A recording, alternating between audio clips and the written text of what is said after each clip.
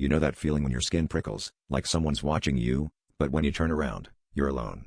That started happening to me every night after midnight, but I brushed it off, until my dog, Murphy, began barking at the blank walls of my apartment. He'd snarl and growl at nothing, his hackles standing straight up, eyes locked on some invisible threat. I laughed it off at first, blaming the neighbor's cat, but last Tuesday, Murphy wouldn't stop barking at the kitchen corner, frozen as if he saw something I couldn't.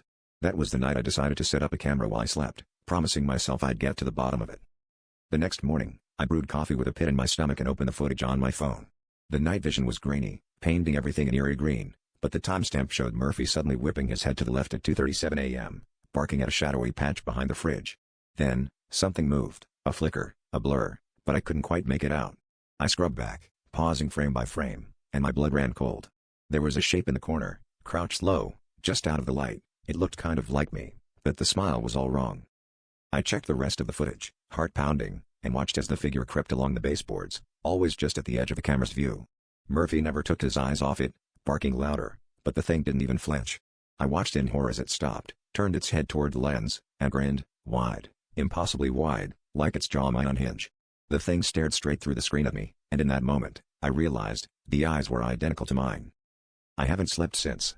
Murphy won't go near the kitchen anymore. Every night, I hear scratching from the corners, and I see movement in my peripheral vision. The worst part is, I don't remember getting out of bed at night, but when I checked my feet the next morning, they were covered in dust and grime. I think whatever's in the footage is still here, and I'm starting to wonder if it's waiting for me to let my guard down, or if it's trying to take my place.